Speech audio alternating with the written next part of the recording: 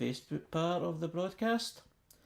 And we call this now Harry's Facebook, just to keep it simple, formerly known as Live Unmasked, through the Spectrum Voices conversation. And this is for Sunday the 29th of December 2024, day 3 of Autistic Days. And the first post we'll just move on to is from Autistic PhD, which is a personal blog from Erica Sanborn, autistic ADHD, genqueer, disabled social researcher, professor, consultant, etc. And what she shared is about the year of 2024, just the year for how to mark a year and how we come to this moment. So I'll just read it out. Here's to all of us who made it to this moment. To those who didn't do everything they hoped in 2024, just being here is worth marking. Dreams are beautiful, and I hope we keep dreaming into 2025. Will you? I know this year has been a lot. Confusing, so many reasons for fears, and overwhelmed we can't always explain. Yet, here we are still. Here we are, friends, and I'm most grateful that we can make the world a little gentler together. I don't do resolutions, too much to sort, but if they work for you, I'm rooting for you. And if you don't reach every goal, you're still amazing. Here's to a kinder 2025. Thanks for being here, Neurokin. What's people's thoughts on this post?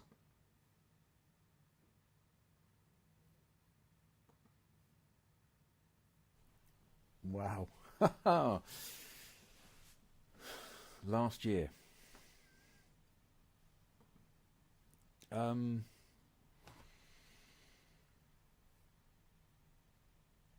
It's always difficult, isn't it? Because we have to look back on what we have done, and we have to be positive about where we've come from. 1 year ago was different.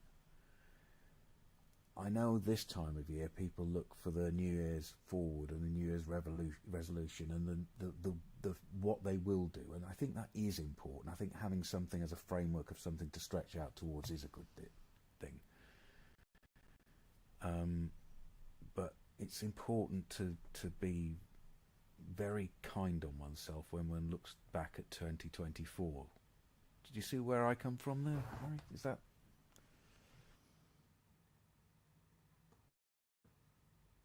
Yes, definitely. I mean, some people will feel under pressure that when you're marking something like a milestone, as is a time or something else, like an anniversary, it's like something great has had to have happened, or unless you'll feel like you've wasted time. But I think people need to, a lot of people, including myself sometimes, just to, ease on yourself and just be not grateful, but be happy, be proud of getting through the tough times that always come around. I mean, 2024 for me has been quite a successful year. Personally, it's been quite very good. It's been very positive in many ways, but there's also been very many challenges. Things that I'm frustrated with, annoyed with.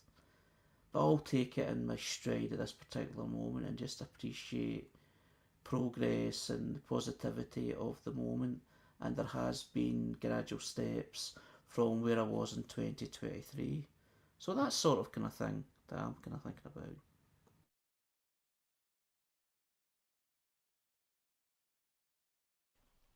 Yeah.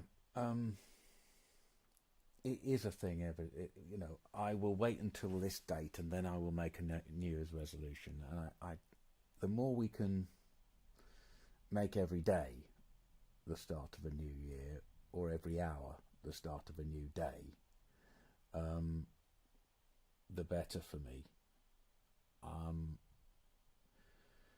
Moving from being sad within a day, rather than thinking we move away from being sad over a period of a year because of some enormous thing that we have to achieve. We have to balance, I think, the long-term ideals by spending a lot more on the immediate now. The longer I live, the more important the immediate now becomes. And to some degree, I would say that young people get this right. They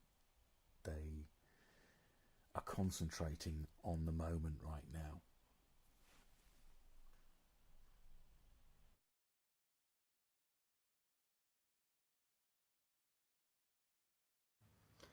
Yeah, that was something I was encouraged to do. Cognitive behavioural therapy was to appreciate the now, because what I had done in the past is as I've explained before, I've had this knack of thinking about potential future events which may or may not happen, and worrying about them. And I'm talking about weeks, months in advance, and also regretting so many things in the past, which it can't be changed. What's done is done. So it's just about appreciating the now, which I do a lot better now. I appreciate the moment, the now, and then what comes. Although I do enjoy planning ahead. I mean, my ritual for the kind of New Year sort of thing is basically the change of diary. So I basically plan my year out in terms of what's happening in certain days, which I look forward to doing because it's kind of showing my life's all planned out the way I want it, and it's not like there's this void of nothing. And sometimes there's slight changes, like I start a new project or I start a new routine, but I kind of do it generally on a year by year basis, so it makes it easier. Rather than doing a New Year resolution sort of thing, I think I sort of tried to do that, but I thought, no, why do that? Do things that's a bit more realistic in my head, and that's how I do things, and that's how I feel that I've moved, and that's what keeps me kind of, generally positive.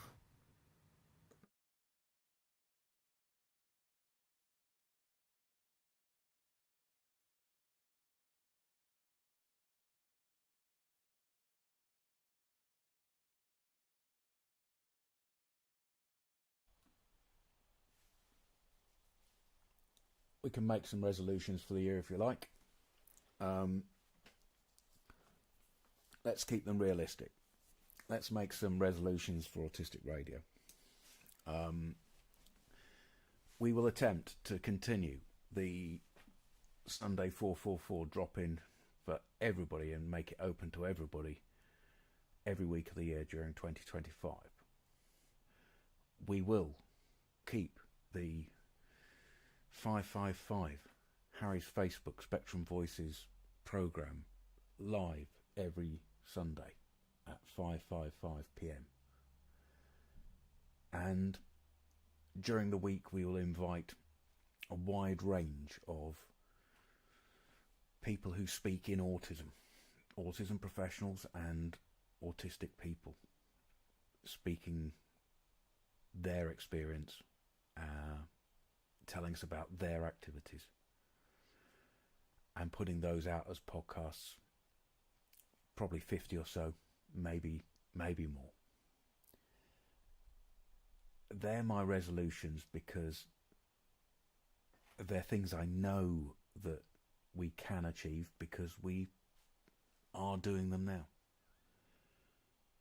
I don't need to now have a grandiose idea of how we expand things. Everything else just gets added on top. My resolution is to be as good as I am today, rather than make unrealistic ideas for myself. So this post, when they say well done for getting here, I think that's it. I think it's,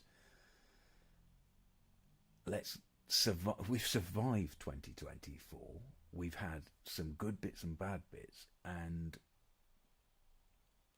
like they say in the post, time to celebrate it, personally and as a group, as Autistic Radio.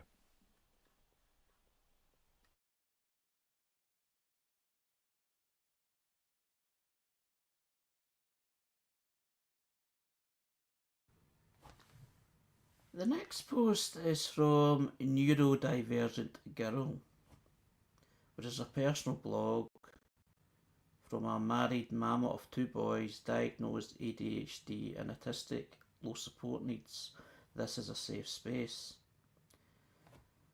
And basically what they're saying is, I'm all for being loving and giving, but I'm also a firm believer in boundaries.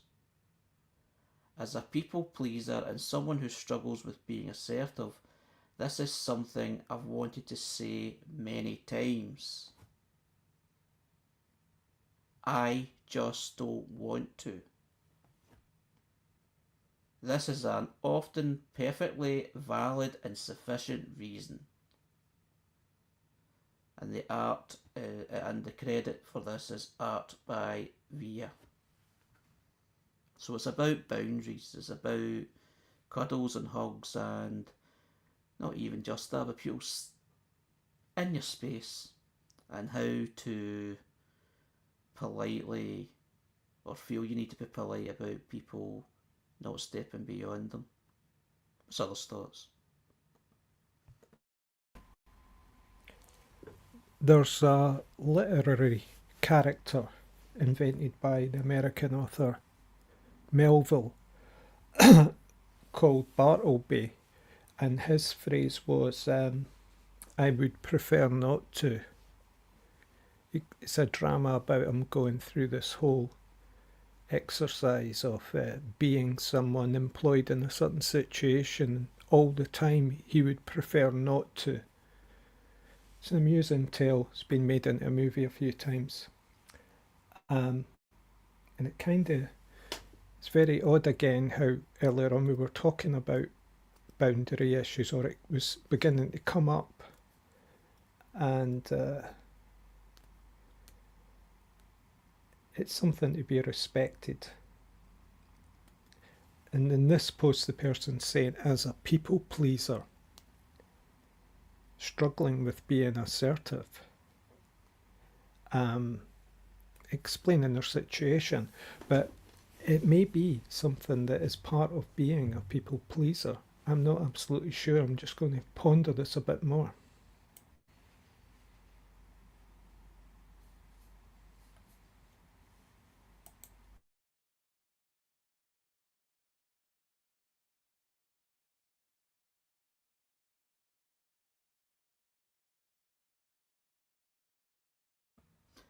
It's the people pleaser thing. I mean, I've done it myself. Maybe not in regards to boundaries, but in regards to not being able to say no if someone's asking for me to do something. And feeling to say no would be an insult. It could be anything. It could be an activity, it could be going somewhere. And to say no would be insulting and might cause a fallout or might cause a disaster in my head, although that may not generally be the case. It's just having the freedom to say no and the freedom to say back off a little bit. I think in many ways, maybe not so much now, but in many ways in the past I was a people pleaser. I'm a bit more assertive now, sometimes a bit over assertive with some people, but that's just tough. And it's getting the balance right, I suppose, because you matter. yourself matters, and you've got to look after yourself rather than pleasing other people, because in many autistic experiences, a lot of the masking and not behaving as you feel that you would naturally behave is kind of held back because you're too busy trying to please and accommodate other people.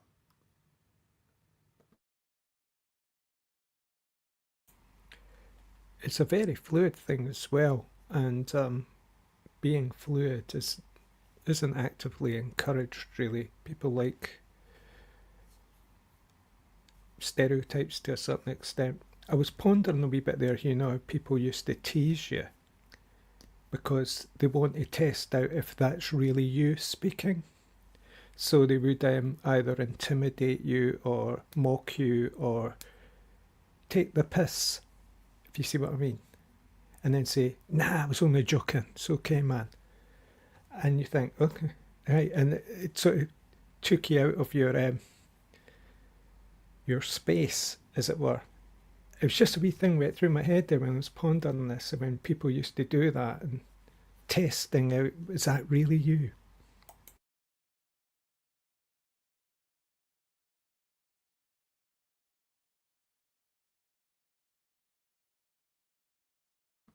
Yeah, you get that. I've had that myself. People kind of testing you out. I hate that. Just say what you mean. Just ask what you mean. Don't play games. I'm not interested in playing those kind of games. Um, it just takes up time. It wastes time. It sometimes can even cause a fallout if done, too bluntly. So yeah, I've had that. It's like you want to do this, and then you get kind of serious about it. Oh, I was only kidding on. Just don't bother, or some sort of thing. So in the wind up, yeah, just I mean, I'm a humorous sort of guy. I mean, I'm sarcastic and I throw humour about quite a lot, but there's nothing more uncomfortable when people actually kind of throw it at you unexpectedly for a reaction, because I spend so much time trying to not feel humiliated. And although other people aren't, well, some people aren't intending to do that to you, sometimes it feels that you can feel a bit humiliated, and it's not a nice feeling to be in. Yeah, and that peer pressure can be quite intimidating, which I think takes it back to the post about why it's so difficult sometimes to assert yourself and say, "No, I don't want it." And people go, "Why no? Why no? Why no? Come on, come on. Date for me."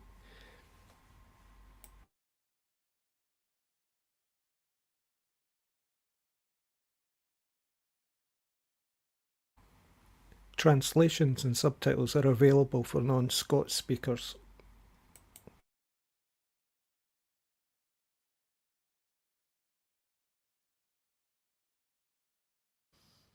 Don't worry, there's subtitles.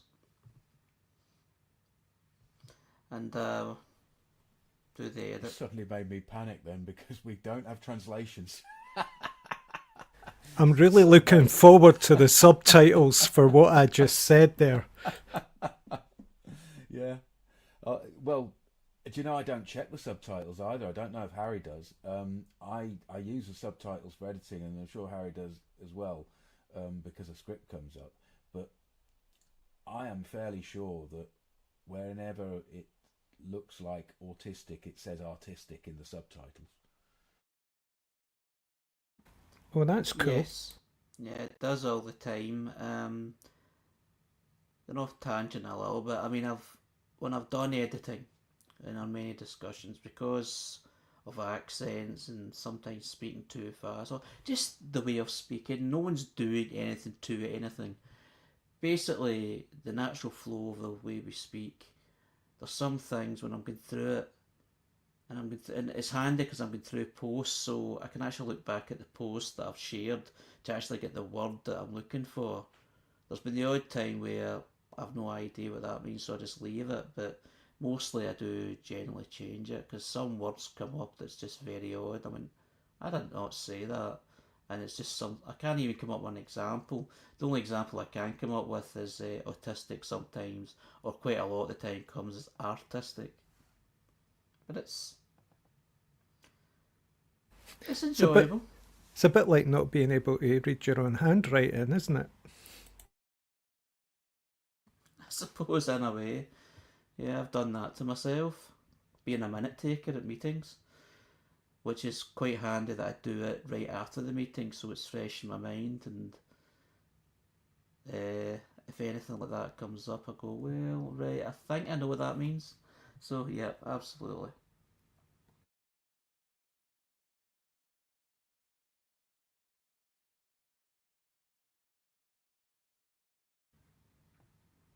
The next post is from Spectrum Sloth, which is another personal blog.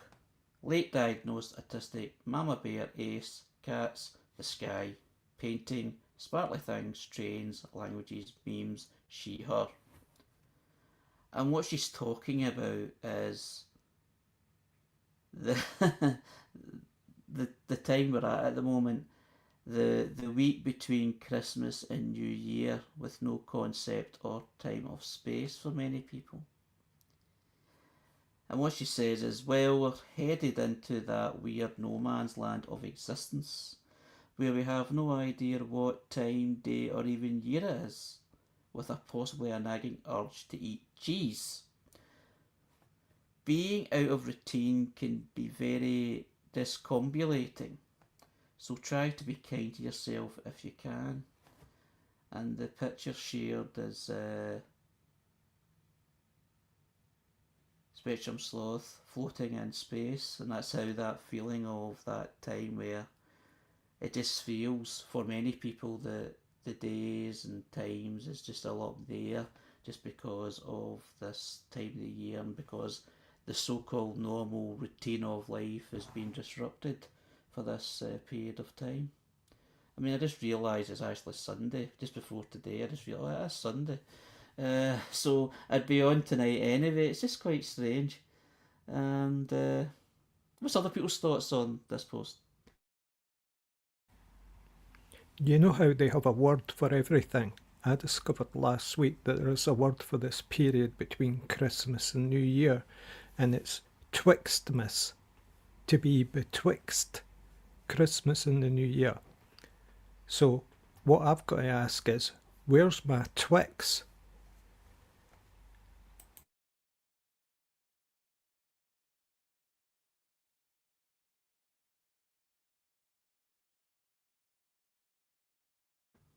No, I've not had a Twix in a while. Well, where's mine?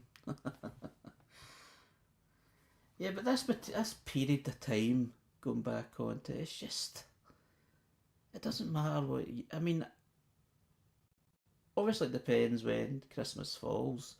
I mean, Christmas and New Year is falling on a Wednesday, so it's going over a weekend, and the weekend feels odd and a bit obscured. I mean, I was out yesterday at a football match on a Saturday, but it did not feel like a Saturday, even though it was. And apart from autistic radio, there is a lack of routine. And this year, because I have this autistic radio thing in place, I'm actually quite relaxed about everything else. It's got, oh, because this time of year, just enjoy it.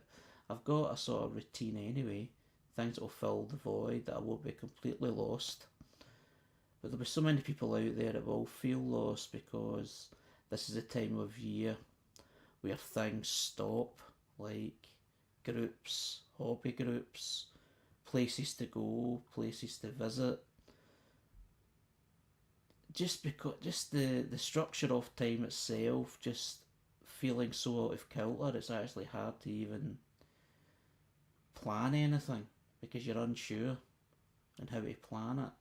Whether trying to know if you're going by public transport, for instance, whether it's going to be running the normal timetable or not, and if things are actually going to be opened or closed because everywhere's a bit different depending where you're going. So it is a bit. It's quite comical, but in many ways it's serious in others. It's this thing about services and the council closing down that makes it a wee bit inconvenient. I mean, it's not like it used to be Christmas and New Year when it really did shut down. You had to pre-plan and stock up. And now things are open on Christmas Day, even. So, but when it takes me back to the times of, the very early days of mass unemployment, the early 80s, when it was fun to begin with, but then it became really quite strange because every day was the same, kind of. And others were quite excited about the weekend. You weren't, because you hadn't been at work all week. So you didn't have that kind of value stretch.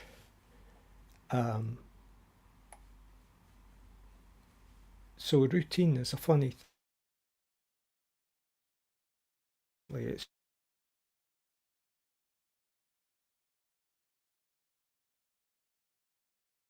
just the fact that using.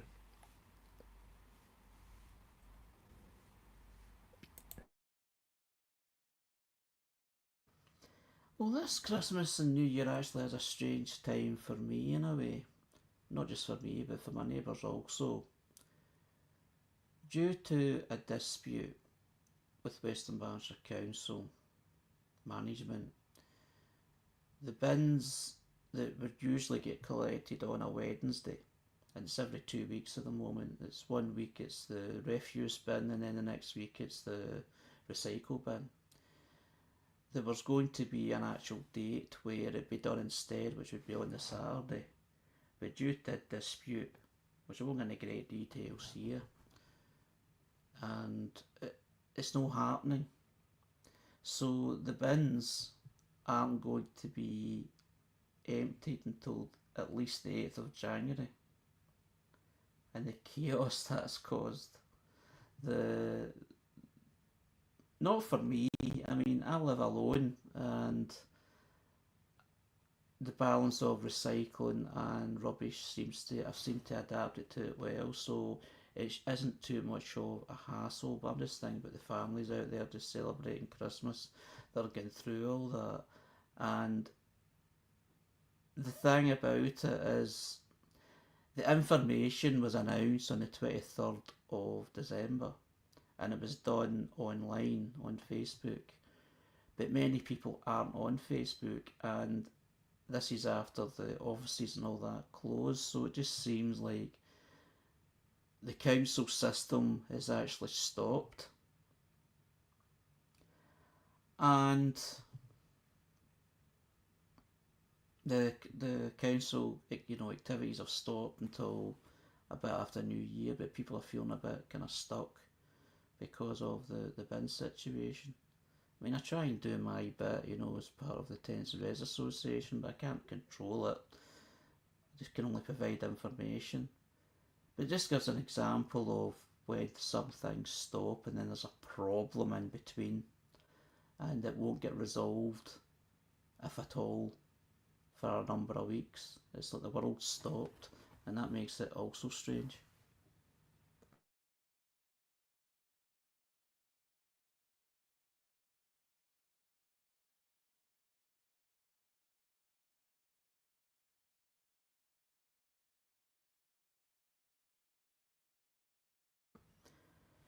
The next post is from Pete Warmby, who is an autistic and ADHD writer and speaker on autism and autistic lived experience.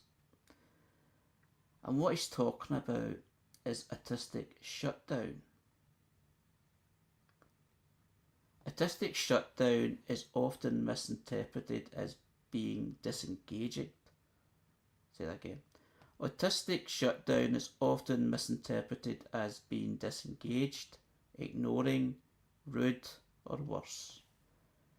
Like much of being autistic, it is apparently subject to the worst possible interpretation problem, whereby whatever we do is viewed in the most negative way possible.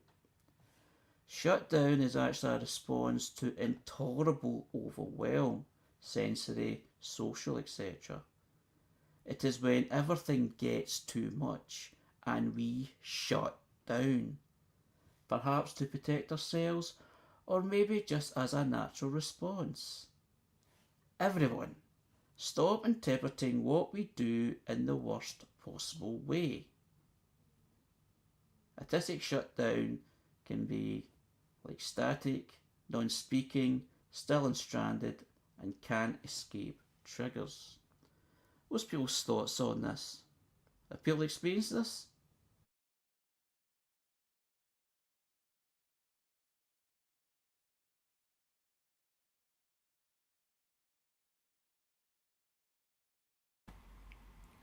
I'll get back to you after I've read the. Is there a fuller post to explain shutdown a bit more? Because it's almost like I'd like to shut down, but I don't know how. I hope it's going to be okay. I'm recording. I'm here on my car on my phone, so it's not going to be as clear as before, I don't think. But I've experienced shutdowns where I've not been able to speak. So it's not as bewildering to me now, but it can be like intense sensory overload, particularly if it's noise related.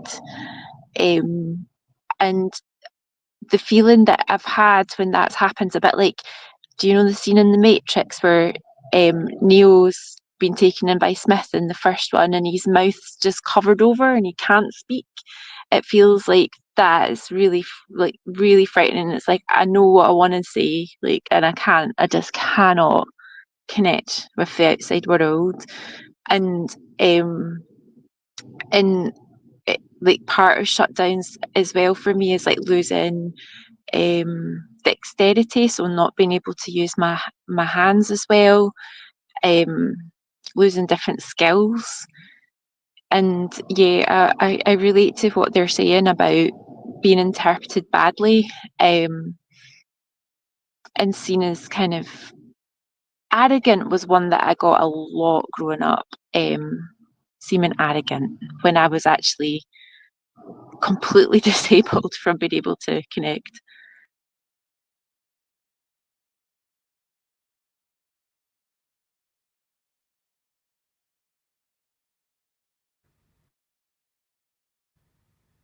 I don't know if this is a shutdown or not, but what I've had in the past is overwhelmed that I would have panic attacks, and I would need to have days recover, a few days recovery before being able to even leave the house again. But then again, when these things generally happened, I was on my own.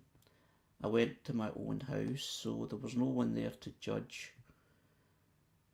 So if I was to go in and then obviously what I did basically was go to sleep to try and kind of recover, and then not get up for hours and maybe get up at a silly time according to the normal rules in terms of getting up middle of the night maybe. There may be criticism of that by someone who isn't intending to be bad, but they're just don't not understanding why you behaved or shut down the way you have. So maybe that was what my own autistic shutdown because of the overwhelm.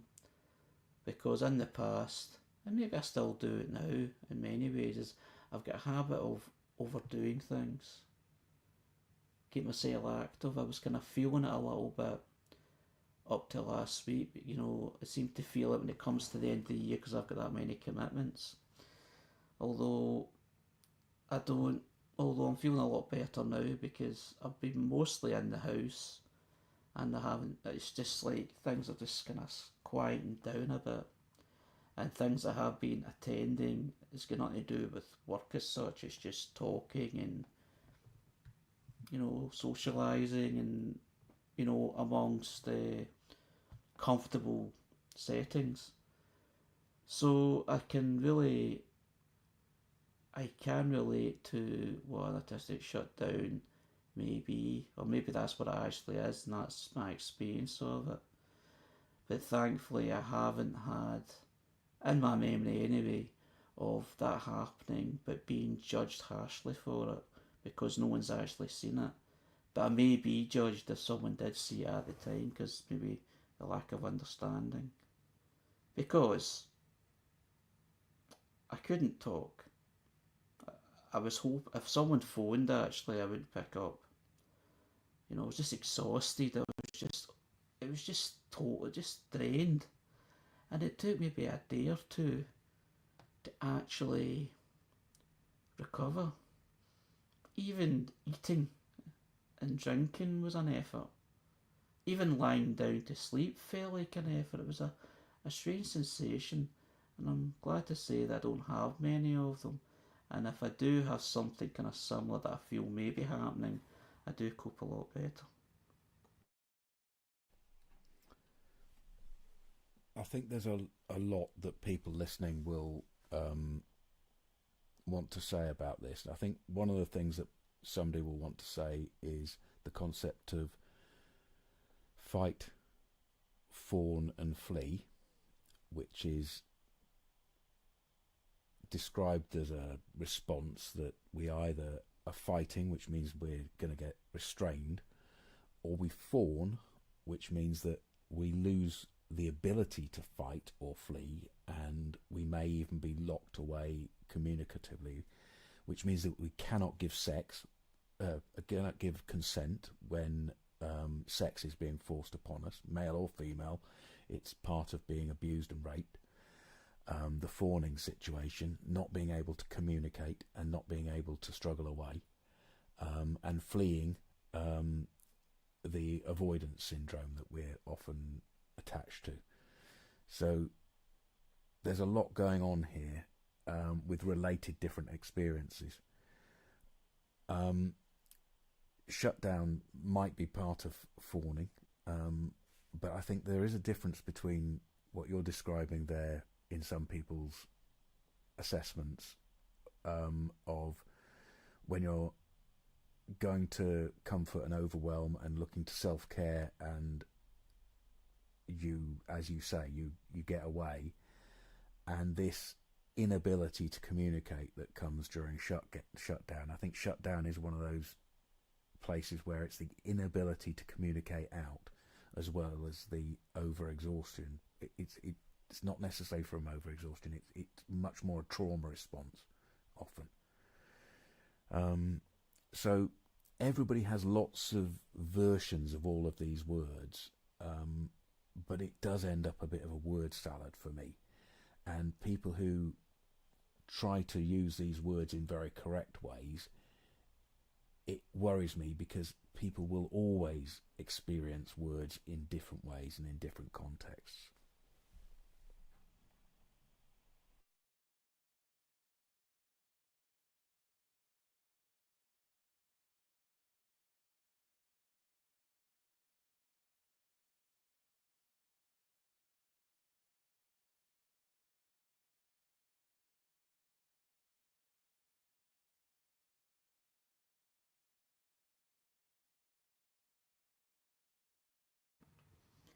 Yeah,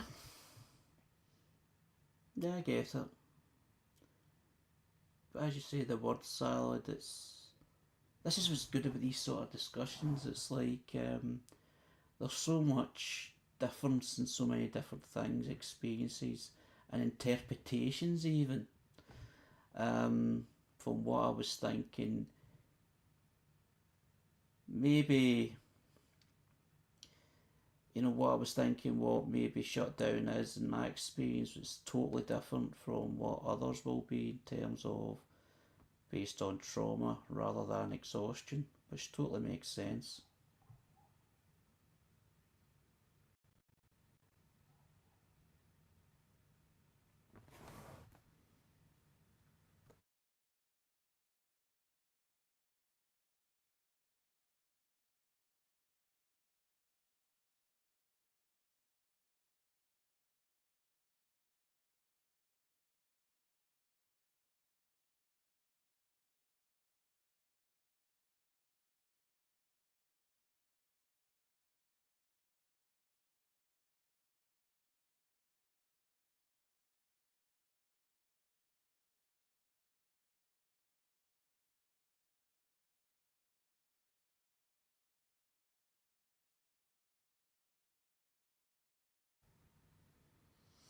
Might as well do it verbally. I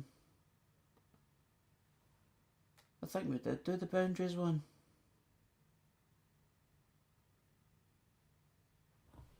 Yeah, sorry, I got myself confused there. We didn't Okay. do the one where it says you better count fast. So that was Okay. 27th of December down the page. Okay. Yeah, and I don't recognise the one after it as well. So I think we only did about 4, I think. Ah well, doesn't matter as long as there's things to discuss. So the next post then is from Steve O's Autistic Surplus. Digital curator, AUDHD meme guy dealing with chronic pain and just life in general. And it's a picture of a scary looking sheep saying you better count fast. And what Steve O's talking about is a few things: insomnia, chronic pain, sensory issues, and night terrors are common occurrences for most neurodivergent people, and are the reason many of us have trouble getting to sleep, staying to sleep, and reaching the right level of sleep, or waking up and feeling rested. This little graphic is to try and highlight how something as simple as a suggestion just count sheep can be a massive hurdle for us to overcome, as sleep is something as we actually want. But we often have all this anxiety about bedtimes and the transitions between these different stages of the day and life that create these monsters out of something as simple as closing our eyes. I've spent my entire life fighting my own lack of sleep, bad sleep patterns, poor sleep quality. Something like this design has actually happened to me in the past as I was counting sheep, and it literally turned into a night terror about evil zombie vampire sheep. We don't choose not to sleep or not to get up. It's just that most of the time our bodies won't let us sleep or wake up until they are ready to do so, because we have not recovered during sleep like we should have. What's people's thoughts on this? I know that I have my own problems with sleep and resting.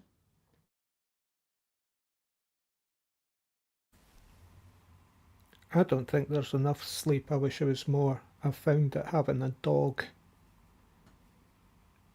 affected me. It means I fall asleep quite easily, and even at like 5 or 6 p.m.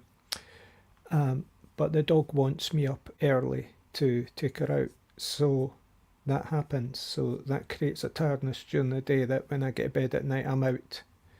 So not really had problems with sleep there, but I wish there was a lot more of it.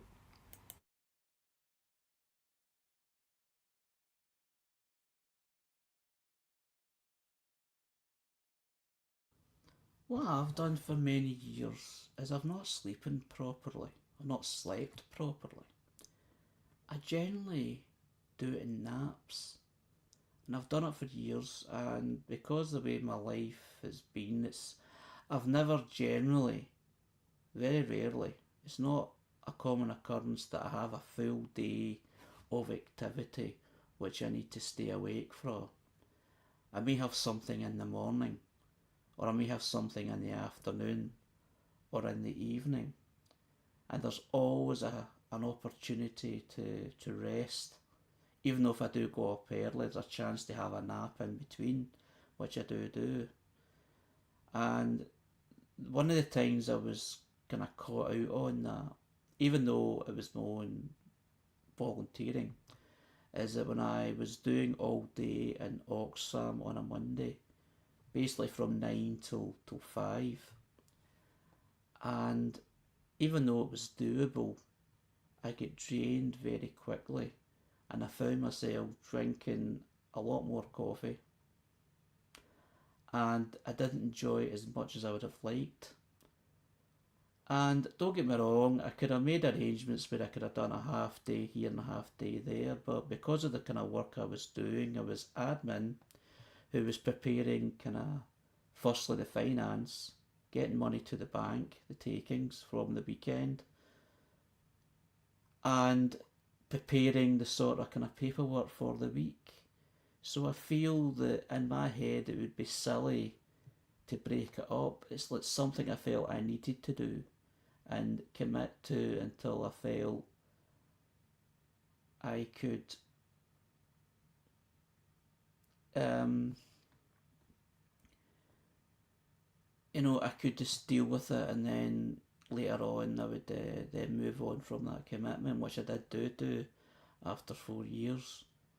But there's been other times where I've been on trips or I've been out my comfort zone, like for instance going to my brother's house who lives down in Manchester. And luckily, I do, my dad drives, so but my dad's a sort of guy that goes down there and back in one day. It's just the way he goes. And it's like 3 hours each way, and then you're in there all day. You get into a family home, and it's just a lot. It's nice, but it's just a lot to do in one day, and that's perceived as normal. But because of the way that I've slept, or lack of sleep over the years, that sort of thing drains me a hell of a lot quicker. Just get into this bad habit. Or just this habit, rather than bad. I noticed in my 30s that use of alcohol used to affect my sleep. It kind of disturbed it a wee bit. On its own, with other things it kind of evened out. But it was one of the reasons I stopped drinking, really. But yeah, what you were saying there about the tiredness through the day, if you've not slept well, I don't know if you notice this, but do you get like a sore throat and a headache, a wee bit run down? I get all that if I haven't had enough.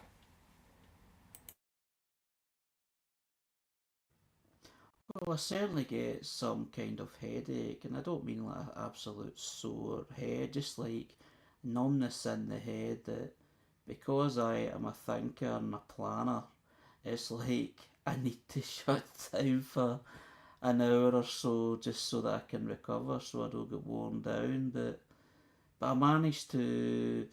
I mean, there's many ways you can cope with things. I mean, in Oxfam, for instance, it wasn't just totally work, work, work, even though I was that sort of driven. I mean, there was times where there was a break and you spoke to people in conversation, nice chats, and it kind of broke the monotony a little bit, so it made it more copable. But I do remember the kind of get in Oxfam 9 in the morning. I got up about maybe 6:30, although I didn't get up that early, but that's what I did. And then it got to maybe 11 o'clock, and I felt this sort of kind of tingling in my head, a wee headache, but it would pass. But when I get into the afternoon, though, I was on fumes. Although most of the work was done in the morning anyway, so I sort of kind of got away with it. Generally in the afternoon, I was just doing bits and pieces and helping out people rather than doing my own work. So I'm making a bit of a drama out of it. I've just given one example of how staying awake a full day is something I have difficulty with.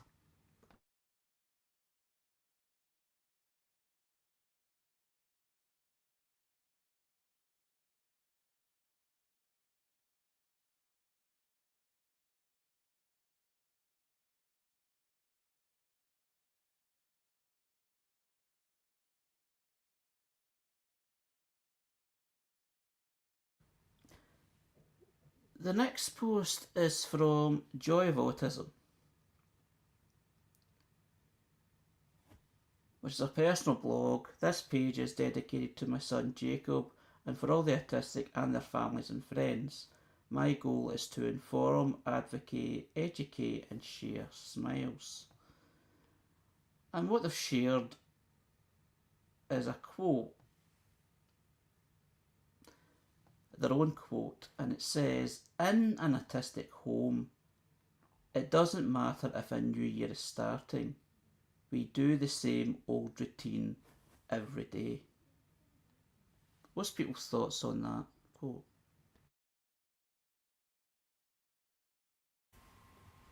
when I was doing my journaling this morning, I went off on a tangent and I met, there was an American graffiti artist, Jean-Michel Basquiat, in the 1980s. And when he was a graffiti artist in New York in the late 70s, he went under the tag Samo, or Samo, Samo. And it was him and his friend originated the concept out of the idea. It's the same old, you know. They were actually, yeah, I won't explain where they got it from, but it was a phrase that had been bugging me recently, you know, the same old routine. But no, routines can be cool, you know, if they're fulfilling basic needs. And I think I would take that positivism from this image and message, if that's what's intended in an autistic home. I suppose it's self-mocking, isn't it? And my first reaction was, oh no, we're going into the stereotypes again. But if I reframe it and I look at it from the point of view, it's a little bit of self-awareness, self-mocking, and celebration of actually things that we do enjoy. We do enjoy our routines. We enjoy, once we've worked out the best way of doing something, to repeat it, you know, instead of necessarily deciding that constant newness is worthwhile. I think having a nice framework in your life of things that just work out for you just makes life easier, less stressful. So yeah, good for us. Let's enjoy our old routines. If we look at it from the other frame of, oh, we're giving them another stereotype to beat us with, you know, we can't change, we can't build new routines. Yeah, I'm a bit sad about that. It reminds me of Hannah Gadsby when she would say about, you know, not punching yourself in the face and not using self-mockery because it invites other people in. But I guess that was a safe space area, even though it was on Facebook. So, yeah.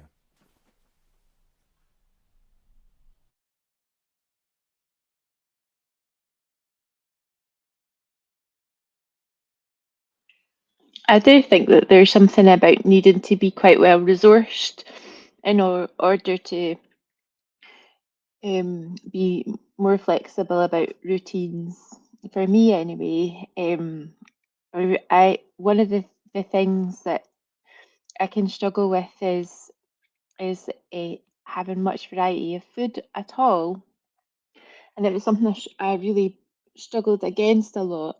And my conclusion over time and what works the best for me is just like eat what I can, and if that's the same thing I had for lunch yesterday, that's absolutely fine. I'm getting some food in me, and there's not a huge amount of stress about it. And I know that I could have like a fancy Christmas like eating day. I don't want to, but also if I did want to, I know that like there's ways that I would have to sort of prepare myself for that too. So I get what you were saying, Jules, about the self-deprecating thing, and it's such a it feels like a wee fine balance between being able to make light of things in life that can otherwise just be wearing. Um, but yeah, like I've thought a lot recently about being really careful about the way that I speak about myself around like others, particularly not close trusted like others, because you don't want them to then be able to kind of beat you and go, well, you said it. Eating the same thing, um, as long as it's nutritionally balanced, I'm okay with that, and so I've accepted that for myself. I do have one concern though, is that I might have a dependence on tinned fish, which might not be very good for me in the long run if I eat.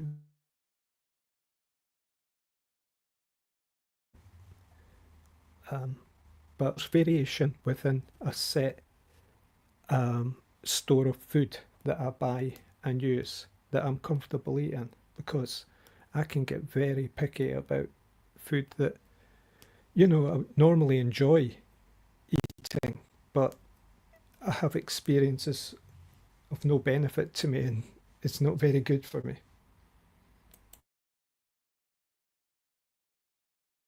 Yeah, I've went into that habit myself. I can remember when I went on a diet about 10 years ago. I went on a strict diet of eating turkey sandwiches and brown bread and digestive biscuits and just drinking coffee, tea and coffee, as well as cans of Coca Cola, which I allowed myself, thinking, I think it was 6 a day. And from what I remember, I actually felt more healthier for it. Maybe it's because I was younger, but I didn't, against from what I was eating before, which is overindulgence, which I'm basically doing now, although it doesn't bother me as much. But at the time, I felt I needed to change, and for a long time, I went through that ritual, and it did work for some time. Although, of course, what happened is I bored myself and then ended up not doing it anymore. But it did work. The weight did go off me, and I didn't feel that I was in any health danger. It's just weird thinking about that now, since we're talking about routine of food and restricted diet in terms of choice.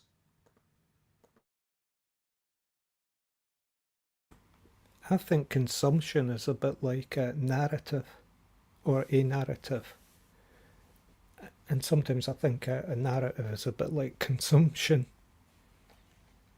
in this consumer society.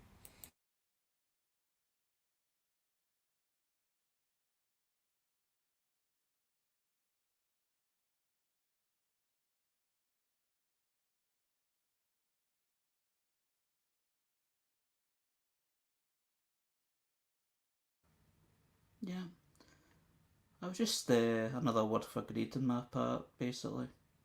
What you could say about the consumer, the way that things are, but just the way I was describing it.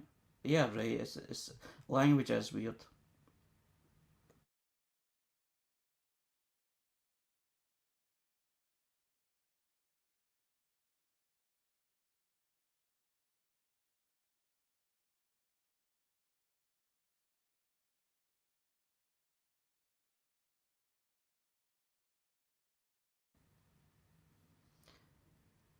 The thing about routine is it's such a comforting thing. But what I noticed is during this kind of no man's land thing that was described, this sort of kind of time warp that some of us feel between Christmas and New Year, is when I do something a bit different, it feels in a wee adventure.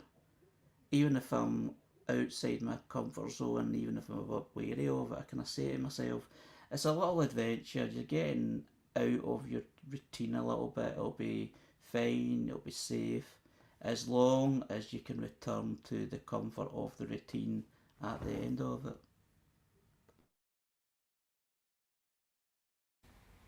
Any port in a storm.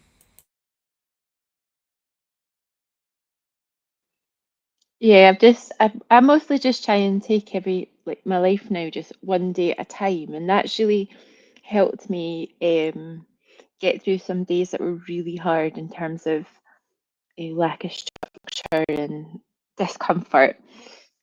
But knowing that there's going to be like little markers, little routine markers around going to bed or the food that I will eat does really help. Um, And like you said about it can be a wee adventure. I like it, and I especially like it when I have enough notice. I feel like if I've got enough notice and I can prepare, I can do anything. It's responding in the moment. I think that I find like hard, unpredictable situations. Yeah, I'm almost the reverse. Yeah, totally get what you're saying, Nicola. If things are put enough notice for me, I can put it in a diary. It's even just a couple of days away, or at least it's a couple of days away rather than now. It can be a lot easier to deal with, and then it could be a wee adventure. I see that the time's nearly up, so thanks very much everyone for being involved tonight. It's been another great discussion. And thanks to all the people that have shared those Facebook posts that we've talked about tonight. It just shows you the the vast things that can be discussed, from simple things like a quote, or even something that's a bit more lengthy for someone's experience. And I just find it very personally, I find it very inspiring and encouraging and enjoyable, and that's why I like doing it on a regular basis. So this is Harry's Facebook today for the Autism Day 3. Well, I should say the Autism Radio Day 3. And I thank everyone for listening in. This is just coming at the end of the broadcast for Day 3 as well. So thanks for Jules and Nicola and Raymond and Lucy and everyone that was involved today. And I hope you've enjoyed listening to us, and we look forward to doing the same tomorrow. So thank you very much, and good night.